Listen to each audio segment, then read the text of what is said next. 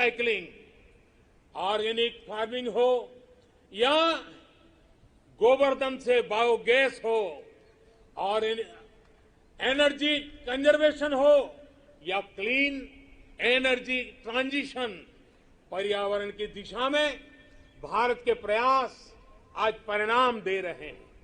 भारत ने वन क्षेत्र को या फिर नए नेशनल पार्क की संख्या, बाघों की संख्या और एशियाटिक लायन सभी में वृद्धि हर देशवासी के लिए खुशी की बात है। मेरे प्यारे देशवासियों, भारत की इन सफलताओं के बीच एक और सच को भी हमें समझना होगा। भारत आज एनर्जी इंडिपेंडेंट नहीं है। भारत आज एनर्जी इंपोर्ट के लिए सालाना 12 लाख करोड़ रुपए से भी अधिक खर्च करता है। भारत की प्रगति के लिए, आत्मनिर्भर भारत बनाने के लिए भारत का एनर्जी इंडिपेंडेंट होना समय की मांग है, अनिवार्य है। इसलिए आज भारत को ये संकल्प लेना होगा कि हम आजादी के 100 साल होने से पहले भारत को एनर्जी इंडिपेंडेंट बनाएंगे। और इसके लिए हमारा रोड मैप बहुत स्पष्ट है। गैस बेस्ड इकोनॉमी है, देश भर में सीएनजी पीएनजी का नेटवर्क हो, 20% इथेनॉल ब्लेंडिंग का टारगेट हो। भारत एक तय लक्ष्य के साथ आगे बढ़ रहा है। भारत ने इलेक्ट्रिक मोबिलिटी की तरफ भी कदम बढ़ाया है और रेलवे के 100% इलेक्ट्रिफिकेशन पर भी काम तेज गति से आगे बढ़ रहा है। भारतीय रेलवे ने 2030 तक नेट जीरो कार्बन एमिटर बनने का लक्ष्य रखा है। इन सारे प्रयासों के साथ ही देश मिशन सर्कुलर इकोनॉमी इस पर भी बल दे रहा है। हमारी व्हीकल स्क्रैप पॉलिसी इसका एक बड़ा उदाहरण है। आज G20 के जो देशों का समूह है, उसमें भारत एकमात्र देश ऐसा है जो अपने क्लाइमेट गोल्स को प्राप्त करने की दिशा में तेजी से आगे बढ़ रहा है। भारत ने इस दशक के अंत तक रिन्यूएबल एनर्जी के 450 गीगावाट का लक्ष्य तय किया है। 2030 तक 450 गीगावाट। इसमें से 100 गीगावाट के लक्ष्य को भारत ने तय समय से पहले हासिल कर लिया है। हमारे ये प्रयास दुनिया को भी एक भरोसा दे रहे हैं। ग्लोबल स्टेज पर इंटरनेशनल सोलर अलायंस का गठन इसका बड़ा उदाहरण है। भारत आज जो भी कार्य कर रहा है, उसमें सबसे बड़ा लक्ष्य है जो भारत को क्लाइमेट जंप देने वाला है। क्लाइमेट के क्षेत्र में क्वांटम जंप देने वाला है, वो है ग्रीन हाइड्रोजन का क्षेत्र।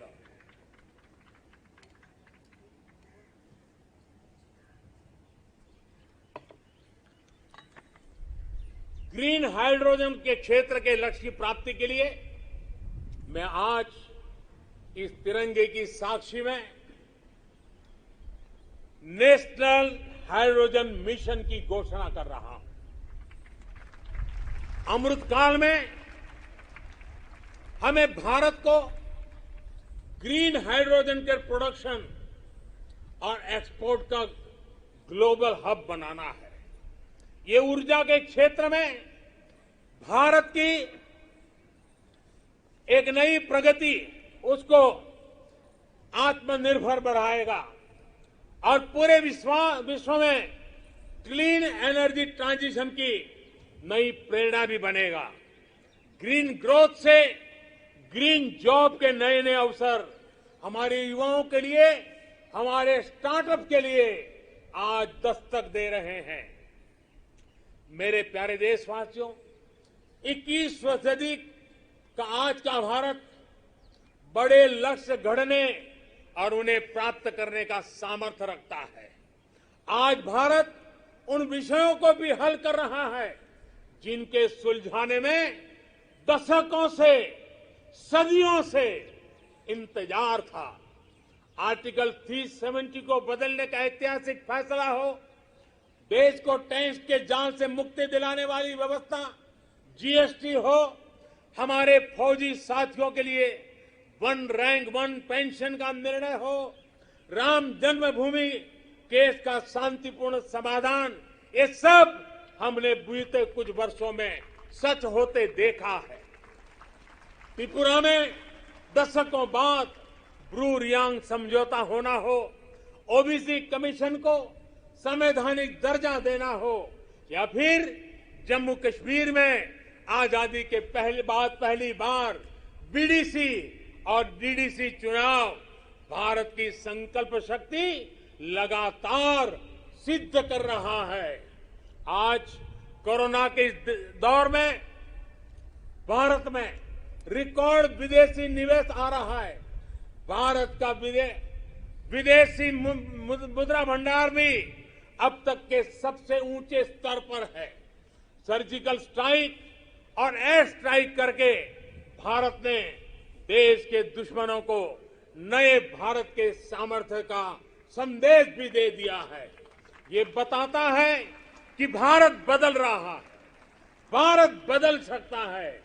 भारत कठिन से कठिन फैसले भी ले सकता है और कड़े से कड़े फैसले लेने में भी भारत झिझकता नहीं है, रुकता नहीं है। मेरे प्यारे देशवासियों, सेकंड वर्ल्ड वॉर के बाद, द्वितीय विश्व युद्ध के बाद वैश्विक संबंधों का स्वरूप बदल गया। कोरोना के बाद भी पोस्ट कोरोना नए वर्ल्ड ऑर्डर की संभावना है। कोरोना के दौरान दुनिया ने भारत के प्रयासों को देखा भी है और सराहा भी है। आज दुनिया भारत को एक नई दृष्टि से देख रही है। इस दृष्टि के दो महत्वपूर्ण पहलू हैं, एक आतंकवाद और दूसरा विस्तारवाद। भारत इन दोनों ही चुनौतियों से लड़ रहा है और सधे हुए तरीके से बड़ी हिम्मत के साथ जवाब भी दे रहा है। हम भारत अपने दायित्वों को सही तरीके से निभा पाए, इसके लिए हमारी रक्षा तैयारों को भी उतना ही सदृढ़ रहना होगा। रक्षा के क्षेत्र में देश को आत्मनिर्भर बनाने, भारत की कंपनियों को प्रोत्साहित करने के लिए, हमारे मेहनती उद्यमियों को नए अवसर उपलब्ध कराने के लिए हमारे प्रयास निरंतर जारी हैं। मैं देश को विश्वास दिलाता हूं कि देश की रक्षा में लगी हमारी सेनाओं के हाथ मजबूत करने के लिए हम कोई कसर नहीं छोड़ेंगे। मेरे प्यारे देशवासियों, आज देश के महान विचारक श्री अरबिंदो की जन्म जयंती भी है। साल 2022 में उनका 150वां जन्म जयंती का पर्व है। श्री अरबिंदो भारत के उज्जवल भविष्य के स्वप्न दृष्टा थे। वो कहते थे कि हमें उतना सामर्थ्यवान बनना होगा जितना हम पहले कभी नहीं थे। हमें अपनी आदतें बदलनी होगी। एक नए हृदय के साथ अपने को फिर से जागृत करना होगा। श्री अरबिंदो की ये बातें हमें अपने कर्तव्यों का ध्यान दिलाती है। एक नागरिक के तौर पर, एक समाज के तौर पर हम देश को क्या दे रहे हैं, ये भी हमें सोचना होगा। हमने अधिकारों को हमेशा महत्व दिया है। उस कालखंड में उसकी जरूरत भी रही है, लेकिन अब हमें कर्तव्यों को सर्वोपरि बनाना है, सर्वोपरि रखना है। जिन संकल्पों का बीड़ा आज देश ने उठाया है, उन्हें पूरा करने के लिए हर जन को जुड़ना होगा, हर देशवासी को इसे ओन करना होगा। देश के जल संरक्षण का अभियान शुरू किया है तो हमारा कर्तव्य है पानी बचाने को अपनी आदत से जोड़ना। देश अगर डिजिटल लेन देन पर बल दे रहा है तो हमारा भी कर्तव्य है कि हम भी कम से कम कैश वाला ट्रांजैक्शन करना। देश ने लोकल फॉर वोकल का अभियान शुरू किया है तो हमारा कर्तव्य है कि ज्यादा से ज्यादा स्थानीय उत्पादों को खरीदे। देश के प्लास्टिक मुक्त भारत की जो हमारी कल्पना है, हमारा कर्तव्य है कि सिंगल यूज प्लास्टिक को इस्तेमाल पूरी तरह हमें रोकना होगा। ये हमारे ही कर्तव्य है कि हम अपनी नदियों में गंदगी न डालें, अपने समंदर के किनारों को स्वच्छ रखें। हमें स्वच्छ भारत मिशन को भी एक और नए मुकाम तक पहुंचाना है। आज जब देश आजादी के 75 वर्ष के उपलक्ष्य में आजादी का अमृत महोत्सव मना रहा है तो हमें इस आयोजन से जुड़ना भी, उसके में बढ़ चढ़ करके हिस्सा लेना, संकल्पों को बार बार जगाते रहना, ये हम सबका कर्तव्य है। अपने स्वाधीनता संग्राम को ध्यान में रखते हुए आप जो भी करेंगे, जो भी अमृत की बूंद की तरह अवश्य पवित्र होगा और कोटि कोटि भारतीयों के प्रयास से बना ये अमृत कुंभ आने वाले वर्षों के लिए प्रेरणा बनकर उत्साह जगाएगा।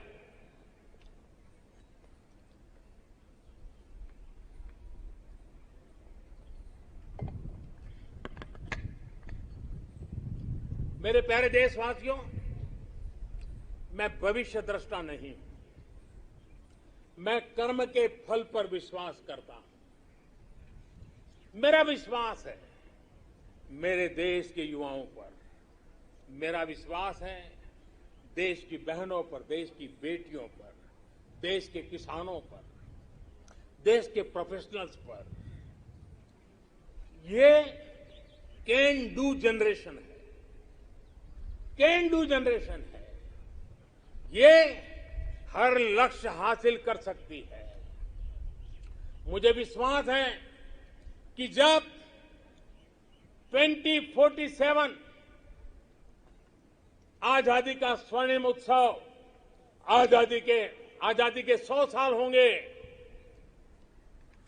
जो भी प्रधानमंत्री होगा, आज से 25 साल के बाद जो भी प्रधानमंत्री होंगे, वो जब झंडारोहण करते होंगे तो मैं आज विश्वास से कहता हूं, वो अपने भाषण में जिन सिद्धियों का वर्णन करेंगे, वो सिद्धियां वही होगी जो आज देश संकल्प कर रहा है। ये मेरा विजय का विश्वास है। आज मैं जो संकल्प रूप में बोल रहा हूं, वो 25 साल के बाद जो भी ध्वजारोहण करते होंगे, वे सिद्धि के रूप में बोलेंगे। देश सिद्धि के रूप में उसका गौरव गान करता होगा। जो आज देश के युवा हैं, वो उस समय भी देखेंगे कि देश ने कैसे ये कमाल करके दिखाया है। 21वीं सदी में भारत के सपनों और आकांक्षाओं को पूरा करने से कोई भी बाधा अब हमें रोक नहीं सकती। हमारी ताकत हमारी जीवटता है, हमारी ताकत हमारी एकजुटता है, हमारी प्राण शक्ति राष्ट्र प्रथम सदैव प्रथम की भावना है। ये समय है साझा स्वप्न देखने का, ये समय है साझा संकल्प करने का, ये समय है साझा प्रयत्न करने का, और यही समय है हम विजय की ओर बढ़ चले। और इसलिए मैं फिर कहता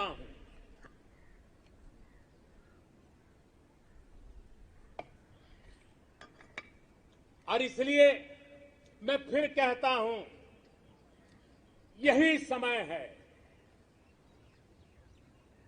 यही समय है, सही समय है, भारत का अनमोल समय है। यही समय है, सही समय है, भारत का अनमोल समय है। असंख्य भुजाओं की शक्ति है, असंख्य भुजाओं की शक्ति है।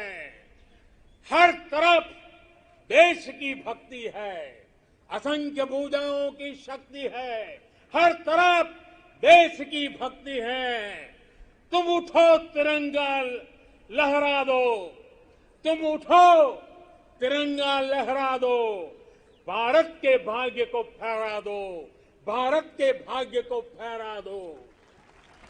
यही समय है, सही समय है, भारत का अनमोल समय है। कुछ ऐसा नहीं, कुछ ऐसा नहीं जो कर न सको, कुछ ऐसा नहीं जो पा न सको। तुम उड़ जाओ, तुम उड़ जाओ, तुम जुट जाओ, सामर्थ्य को अपने पहचानो, सामर्थ्य को अपने पहचानो, कर्तव्य को अपने सब जानो, कर्तव्य को अपने सब जानो। यही समय है, सही समय है, भारत का अनमोल समय है। जब देश आजादी के 100 साल पूरा करेगा तो देशवासियों के लक्ष्य यथार्थ में बदले, मेरी यही कामना है। इन्हीं शुभकामनाओं के साथ सभी देशवासियों को 75वें स्वतंत्रता दिवस की मैं फिर एक बार बधाई देता हूं। और मेरे साथ हाथ ऊपर करके बोलेंगे, जय हिंद, जय हिंद, जय हिंद, वंदे वंदे वंदे, भारत माता की, भारत माता की, भारत माता की। बहुत बहुत धन्यवाद।